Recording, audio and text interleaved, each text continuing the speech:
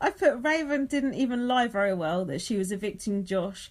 She's always got her mouth open, just like Mark, and her hair needs cutting. Didn't she have to do some sort of really poor, like, conversation change at some point? Yeah. Or am I making that up? She's useless, but more of which later. We're not talking about Raven Exposed Party yet? Can if you want. That's all. People who listen to this are like that. No, but I haven't quite fully worked it out yet, so we need to unpack it. Yeah. Because, like, I watched this, like, YouTube video the other day, which I've seen coming up for ages. With her mum on it. Yeah, so, like, but they were on, like, local news, like, years ago or something, wasn't it? She's like a celebrity for being ill. It's like, you know, Munchausen syndrome by proxy. It's like that, isn't it? What? You know when your mum poisons you to get attention? Oh, right. Yeah, you know, like mums who like put salt in their kids' food to make them go to hospital all the time and then they get sent to like Disneyland. Yeah, You'd Make-A-Wish Foundation. Yeah, it's like that. Right. So, although I think Raven is actually ill. Well, I think she has a condition. Yeah. I mean, you said you'd seen that pacemaker coming through her I've her seen body it several times. But that cat's snoring, doesn't it? Yeah, he does snore. Yeah. So she said in the garden that she's got there's 15 settings or something on this pacemaker. Yeah. She's on number 9, and after that it's like, no, but you're I heard her mum's on her 4th pacemaker, so it's all bullshit. But either way, Raven is obviously ill, but I don't know if she's terminally ill. No, but isn't the question here that her family have now, since she's gone to Big Brother, set up like a GoFundMe page to raise X amount of money for an operation for her in the future? Oh, okay. And the question is that all bullshit, I think, is what's coming up here. She's a total fraud. I saw that she had a very nice car on Instagram. Well, it's all the crowdfunding that people have been doing for those operations. Of all watches and shit that she had and stuff. But she is hated. Like, I hate her, and I don't even hate her about that. No, you just hate her because you don't like her in the show. Yeah, but like, I've seen people talking so much shit about her. And she hid those cat ears, not Jessica. Why would anyone touch anyone's cat ears? Cat ears are de rigueur in Big Brother at the moment, we had Neda wearing those cat ears. We've got Alex wearing them. Who else is wearing them? Brandy, Jessica was wearing some. Jessica, yeah. Brandy in Celebrity Big Brother over here. She's obviously brought them over from America. I think those cat ears are a bit passé. I think they were a thing like a while ago. They ain't a thing no more. Last Halloween, probably.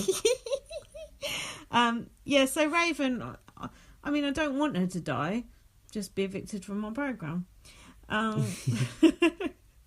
favourite thing of Rob Has a Podcast, which again I'm about 3 weeks behind on, was he just said every time you see Matt, he's got a bowl of cereal in his hand, and now every time I see him, I just look out for the bowl of cereal. And he did have today. 9 times out of 10, it's there. I've heard him being called Mattress because he's always in bed and just does nothing. That's good. I like that. What else? Jessica doesn't want to be blindsided again. And then let's just go on to the eviction because that's boring. Julie's dress, one of her worst ever, looks like bubble wrap and an old curtain. Bubble wrap? It was like a 2-tier thing. It was like bubble wrap on top, I think, and then a curtain below. Oh, that sounds lovely. If you're upcycling. I'm sure that Will User will do a good parody of it on his BB Saga. I've seen that one. I don't know if he did, but the pineapple dress got it. Oh, the pineapple dress. I've got a pineapple dress. I was wondering if you'd like that. Yeah. Because it had recurring pattern. I didn't like it, but I do have a dress with pineapples on. He lives in a pineapple. Yes. Yeah, I can't remember that outfit. It was hideous. When was she wearing jeans? A week before? Oh, yeah, that was tragic as well. I think she does it just to get people tweeting about it. Like Paul Danan. His wardrobe choices, they're there for that as well. I said it looked like he was in disguise earlier. It does, doesn't it? Fake hair. So then Paul was bitching because Mark and Elena seemed to be back with Jessica and Cody. Do you remember? He was like, last week... You couldn't burn. Oh, he looked at his fake watch. Yeah. This time a week ago. Yeah. And then Jason and Kevin were talking, and there was just a subtitle on the screen, and it just said, "Let's just get somebody out of here," which I liked. Get somebody out. Someone out. You right there, Gaz? Yeah. Sorry. Josh was doing a meatball dance. I don't know what that is. Is when Mark has to get out of bed because I might be going home and we need to bond. Is it? Must be. It ain't that bit yet. I think. Are you sure? He does that every time. Every time he winds Mark up, he does that. Have you got any notes? No. No. Oh, this is it. Mark was talking to Paul playing pool. Scratch the 8 ball. Yeah, no. Mark was listen to what I'm saying. Mark was playing pool with Paul, and he said, "I've always liked."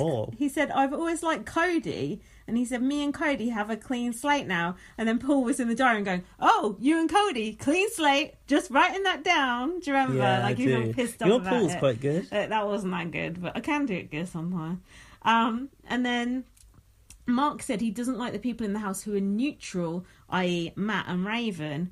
And Paul was like, oh, I'll let them know. Yeah. That was a surprise to hear him say that, because I know. You wouldn't say that to Paul, knowing that they're part of that alliance. That's a bit of a bad idea. Paul, would you? But look at Mark. He hasn't even got the brains to shut his own mouth. So, serious. You can't still fancy him. I do. What? What about when he's in that tutu? Oh, yeah. Wielding a saucepan. It's great in a tutu. I could knock my block off with that saucepan. You're sick. That was a dangerous situation. I can't wait to get onto that bit. So then Paul said, thanks to this grocery list of red flags. You don't have a grocery list of red flags, do you? That's mixed metaphors there. And then Paul was grassing up what Matt just said. What Mark just said to Raven and Matt. He said, just get in bed and look as if you're having your typical nap. Yeah, like you always are, basically. And they did it. You see them both getting in there so obediently, like in your bed, like animals, like a dog. Yeah, well, Cody said that later in the week. And I've put, i.e. the entire way you play your game, you boring cunts. And then... They don't even have a conversation between them, do they? From what I ever see. I've never ever seen them. They have 2 words to share between one another. I need to watch them after dark, because do they have sex? Do they have any chemistry? I don't think so. I'm so far behind on After Dark, I'm still on the first week. No, I think I'm on the second week now, but at still. least you're trying to watch it. I've got some good Kevin quotes from After Dark, but they are about a month and a half old. Well, we'll look forward to those later, won't we, listeners? If you only watch the main show, you don't know. So then, Raven was talking a big game in the diary room going, you and your girlfriend are on the block. Is that your Southern Belle impression? My Raven. Cody had a dream. Josh went out to a flurry of booze, and he said, if it's not unanimous, he will seek blood. Okay. Flurry of booze. That's never going to happen in BB19, is it? Never. Well, unless you're racist, then it does happen. Then, Jessica admitted to Kevin that she had the temptation. Do you remember that? Because they've got a shared love of Boston. Heart in Hex Rise. Yeah, because they're both from Boston. And I thought, oh God, don't tell him that, because Kevin, you can't really trust him, can you? Well, no. No one knows he took that 25k on the first day. No. And that was when Kevin dragged Jessica into the toilet. He said, go in the toilet. That's why he said the guy with the glasses is going. Yeah, he said, I'm telling you, the little kid with the glasses is going. And I thought, it looks weird of them going into the loo together to have that conversation. It does, doesn't They're just having it outside. Unless they're going in to read that plaque. Weird. Yeah, true. But at least Ramsey's still going to his Thanksgiving dinner, so... Oh, that's nice. I've put, I like Ramsey's eviction shirt. Can't remember. Oh, was it like... It was like a Hawaiian type shirt. Had like palm trees on and stuff. Do you remember? No. Why can't you remember anyone's Sounds clothes? like the kind of boring clothing he would wear. No, it was nice. It wasn't boring. So then, it was the vote to evict. Only Mark, Elena and Cody voted to evict Josh. Because they didn't know the plan. Yeah, they weren't in on the plan, man. That's what happens when you're on the outs. Why didn't Ramses bring in a single cosplay item, given that he's a cosplayer? He could have walked out dressed as a fucking... I don't know, a robot or something. Giraffe. Don't know, you'd think Paul was the cosplayer, wouldn't you? From there. That fucking furry waistcoat. So Ramses went, considering we've not mentioned Ramses' name, barely, he obviously didn't do much work to try and save himself, did he? He's not really had any presence on the show, has he? Poor love. Like, he's supposed to be a super fan. No. And he just kind of withered in the corner. He didn't know what he was doing. His first early alliance was with Gillian. That ruined his game when she went. How embarrassing is that? And Megan. She couldn't hack it. Might as well have had Cameron in there. So Ramsey said to Julie, Paul is running the show. At least he knew. Tell us something we don't know. That's why he had to go. I put Ramses was quite self-deprecating and sweet in his interview. I don't remember that. And Paul said in his goodbye message, strategically you are better than Josh. And yeah, Kevin said you're still coming for Thanksgiving. So the next HOH task was inked and evicted. Do you remember this? Inked and evicted. I can only assume it involves some kind of octopus thing. No, it's tattoos. So tattoos? The evicted housemates come up on a screen, and they all had different tattoos. Oh, they had to watch the video. Yeah, and they had to remember the different tattoos. Yeah, and then they had to go in some sort of like parlor, like tattoo parlor thing, and look like a chair where Rylan would interrogate you when you've been evicted on the spot. Yeah, it did look like that, or a tattoo chair, as other people would just see it. Oh, so hang on, didn't these go off all night long? Was it that one? Yeah, they had to get up at like 4 a.m. and go look at Dominique's tattoo of what she'd had done. Yeah, basically. God. Hold on. This was the moment Jessica said to Julie, "Oh, no worries, because I've got the final temptation and I have the power to keep Cody and I safe for a few weeks." And Julie went, "I'm not saying anything." Yeah. And at first we thought, what the fuck is she doing that for? That's ridiculous. But turned out she was trying to strong arm Paul into doing what? Into not putting her up, because he'd be too scared to put her up because he knew she had the hex. But he didn't believe it, so he tested that hex. And she never fully explained it properly, which was part of the problem. Yeah, but she didn't want to. She sort of like kept giving him the chance to ask the question, but not really letting him, like, giving him the answer. But she was almost like giving him the opportunity to find out, but wasn't weird, quite wasn't it? giving it to him because he wasn't asking the right questions. Yeah, she was beating around the bush. Had she have been a bit more open about it, then hopefully he wouldn't have done it, and then she could have used it the next week. Yeah, because he wasted his week, basically, so it was stupid. But I do think it was strong gameplay on her part in a way, even though at first I thought it's insane. If it had worked, if she'd pulled it off, it would have been good, but unfortunately Paul did call her bluff. So then they also introduced the temptation competition, which you forgot about already. Yeah. No, I remember. For 3 weeks, it runs for 3 weeks. Oh, 3 weeks. Before nominations. I told you that Daring Temptation wouldn't be over yet, didn't I? You were like, no.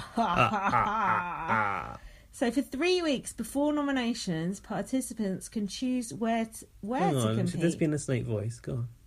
Oh, go on then. No, you do it. I can't do a snake voice. Can choose where to compete. No, if to compete. Whether to compete, probably. The winner will be safe, but last place. You'll be a special third nominee. That's it. Special third nominee. And then on the little bit of live feed where Julie says let's eavesdrop on the house, Paul was going, "Oh, Ramsey's had that 25 grand all along from the start of the game. Kevin's got that 25 grand." And I think they believe it's Ramsey, truly. Little fucker. Didn't Kevin tell someone? No. Yeah, Paul. Oh, and so Paul was still trying to blame Ramsey at the end. Yeah, oh, bad, that's wasn't weird. it? So have you got notes now on the noms now? I don't know what. You don't have to. I'll just do mine if you want. But it seems pointless if you've actually written some. You might. Well, have can you tell me what episode it was? Probably not. Can you? No. Right. Okay. Well, I've got notes from episode 16. Woo! Yeah, this is where. Obviously, it starts at that point where Julie went, "I'm not saying anything." Hey, Julie. Julie girl. No, but hey, Julie is what they say to Julie. Who says it? Oh, when they come in the diary room. When they go to vote. Hey, Julie girl. What it do, baby boo? Oh, God. Fucking hell. Hey, gorgeous. Right, Paul said, "I'm calling that bluff." Paul went, "Don't assume I was going to put you on the block." Like, well, of course you're going to. Bitch. Cody said Jessica, she's fierce about her in the diary room. And she has great intuition. Oh, God. You take the lead on this, because I can't remember what happened. Hold on, Josh said... No. Oh, Ellen... Mark and Elena. Yeah, they're annoyed because they voted to evict Josh, basically, and they weren't in on that. Yeah, so Josh was like, "Yeah, you guys didn't seem too happy to see me stay. You said we were friends." Yeah. And Elena's like... Elena's like, "I told you congratulations. I'm happy that you're here." Oh, yeah. Josh goes, "Mark, are you a little upset? Are you okay? How does it feel?" Meatball. He probably didn't say that. Wait, yeah, so it cut to 10 hours earlier when Ramses was still in there, and that is when that started. Josh was basically doing an evil dick, and he said, "I leave today, so we need to spend time together." Did you notice that Alex and Ramses were like in the bathroom, like doing their ablutions in the No. mirror, and then he was like going around in the background. And they were just like trying not to laugh, like kind of shocked at what was going on.